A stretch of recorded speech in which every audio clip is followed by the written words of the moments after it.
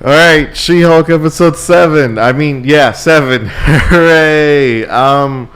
Before we get started with the review, if you guys are new to the channel, be sure to give this video a like, comment, and subscribe. It really does help a lot. My name is Anthony Salic, and here we are back with episode 7 of She-Hulk. I know. It's been such a long time with this show. God, it feels like forever since we've been it's been a while, almost 2 months since we've been covering this show, and we still haven't even gotten to the best part. So this week's episode is a very therapeutic episode, something that Emil Blonsky would say. So, okay, there's a couple things I know that a lot of people are going to get mad about, specifically about this episode, but we're going to talk about the good, and then we're going to talk about the bad later. So let's cover the good part first. So the episode revolves around Jennifer sort of checking up on Emil Blonsky because, they were afraid that he might have violated his parole, only to find out that it was just an accident. And what ends up happening is that Jennifer's car ends up becoming wrecked between these new characters, one of them being a Matador like superhero and the other one being a character called Manbull. Again, they're using these obscure D-list superhero characters, which is really cool because I think this is really going to be the only time we're going to ever see characters like these. So it only makes sense that they get a little bit of shine every now and then. And it's a good sort of mix and match with She-Hulk. You mix her up with different characters that we've seen her before, Abomination, Wong. Now we have these guys. So the main part of this episode is two things. The first part was, and actually the opening of the episode involved her as Jennifer going out on a bunch of dates with this guy named Josh, who we previously met in the wedding episode. Fast forward a bit and we see the relationship starting to evolve, and we start to see them getting really close, until it gets to a point where they end up, hooking up. And what ends up happening in this episode is that we sort of see the aftermath of it. And what we learn is that Josh pretty much ghosts Jennifer after meeting up. And this sort of leads Jen down the whole rabbit hole of why isn't this guy responding? Have I been ghost? Is there something bad going out of it? We end up finding later the real motive as to why Josh didn't reply, but we'll save that for towards the end. And the episode pretty much picks up where Jennifer now is trying to sort of understand the situation that she's in, and she uses the help of Blonsky's therapeutic AA session type style to really help her understand her problems. And so I know that a lot of people might not a lot of people might not like the way that Blonsky has been handled in this show, mainly specifically becoming him from going to this crazy savage abomination to all of a sudden this calm therapeutic person. I mean, it's fine. I don't have a problem with it. I do enjoy the way that they've been handling his character for the most part. I still think he's going to be on the Thunderbolts, but we're going to have to wait 2 more weeks to see whether or not that's going to be true or not. So we'll have to wait and see. But they did a really good job sort of establishing these other characters, and we actually end up learning that one of these AA people is actually a part of the Wrecking Crew. The people that attacked Jennifer Walters. I believe there might have been episode 3 or 4, somewhere around that. It was really early on, and we find out that one of them is part of this whole therapeutic session. And Jennifer Walters obviously turns into the She-Hulk to attack him and find out what's going on. It really does sort of continue this sort of madness that we've been sort of seeing throughout the show. My sort of take on it is that there's sort of, the thing I understand about the show is that it's Jennifer sort of slowly accepting, like it started off with she didn't want these powers, but then it became her slowly adapting it to her work, and then to her love life, and then to her social life, and now it's gotten to a point where it's almost affecting her in a negative way. And this episode was a great way to sort of have her accept the fact that she's gonna have to deal with this, and that she can do it in a positive way. And I think that's sort of like the thing that the show, I think this is pretty much the overall theme of the show, is accepting yourself for who you are. And I think that each episode is sort of a great example of like Jen versus something else, like Jen versus the average daily people, Jen versus her love life, her social life, her, you know, her She-Hulk life, right?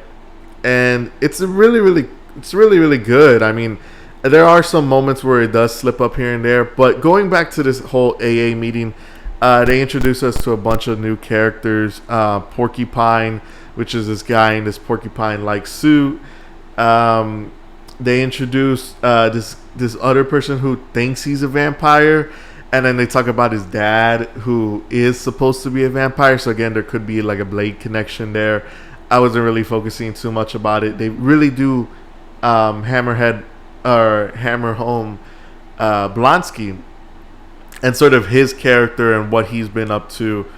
Sort of him sort of being like this leader and trying to really, it really gives me like a cult leader type of vibes, you know, like the calm and cooling presence. It reminds me a lot of like Arthur Harrold from Moon Knight, if anybody has seen the show lately. It just, I don't know, I get like a vibe like that from him, like a cult follower type of vibe, but it's really good.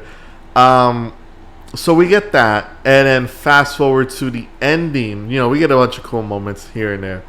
Fast forward to the end of the episode. Jen accepts that, you know, she is Jennifer, but she also is She-Hulk, and there is goods and bads to it.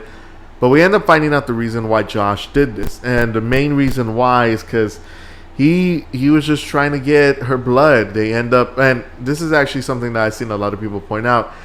She ends up taking pictures of her and texts the Hulk King that he has the blood. So it seems like Josh is going to be doing something to sort of like ruin her character as a whole. Maybe like post these leaked images of her online, and with the blood, maybe now they're able to like recreate Hulks, you know, throughout the world or throughout this organization called the Intelligentsia. So it really is scary. It's terrifying. I mean, you know, they're really setting up a lot for these next two episodes. Overall, with the ending that we got and the overall episode, I actually really did enjoy this episode. I thought it was sort of a nice cooling effect. And the thing that I've noticed is that this episode mainly dealt with Jennifer accepting that she is both Jen and She-Hulk, and there's times to use Jen and there's times to use She-Hulk. And I think next episode is going to be the Daredevil episode, and most specifically, I think Daredevil is going to be able to tell her how she can use Jennifer Walters to help people, and how she can use She-Hulk to help other people in different ways. So again, they're sort of really tying back to, you know, even though she's sort of two different people, she can still use these to overall be a better person and to be a better superhero. So a couple of things. The episode was good. I actually did really like this episode. I know some people are going to say it felt like a filler. It was actually pretty good. 8.5 out of 10. So here's another thing. There has been so much that they have like been teasing with everything. Like, we still have, and I know every single week I say the same thing. We still have the Daredevil episode. We still have the Frogman part, wherever that's going to be. They're setting up this Intelligentsia. We still have Hulk and his whole thing. There is like shots of like Abomination that we still haven't seen yet, and I'm wondering if they're even going to show it. Most likely Mark Ruffalo is going to be a part of the final two episodes, if not the final episode. But yeah, I mean, like, again, next week's supposed to be the Daredevil episode. After that, how are they? I really hope they didn't cut a lot of these things out, because I'm going to be mad if they cut a lot of this shit out. I'm just being real. But there's just so much left to cover. Like, is next week going to be Daredevil and Jennifer against Frogman? Like, that's what I'm wondering. Is that going to be the case? Or, like, what are they going to do? Again, we got 2 episodes left. As for the final episode, I'm going to most likely talk about it next week, because I am super curious how they're gonna wrap this episode up, or I'm sorry, how they're gonna wrap this whole season up, and more specifically, how are they gonna set up the future in terms of like, you know, potentially Captain America 4, or potentially are we gonna be seeing She-Hulk season 2, World War Hulk, etc. But I am super super curious. Maybe if they would have gave us like like 3 more episodes or 4, I'd be fine with that. But the fact that we only got 2 episodes left and we still got so much to cover, I mean, like they're really, you know, getting close with this. So hopefully they don't cut anything. Looking forward to this. Can't wait to see what's gonna happen. Again, guys, if you guys did enjoy the commentary, feel free to give a like, comment, and subscribe. It does help out the channel. My name is Anthony Salic, and yeah, hopefully next week will be the Daredevil episode, so we can stop hearing people complain about it. But yeah, until next time, guys, I will talk to y'all later. Peace.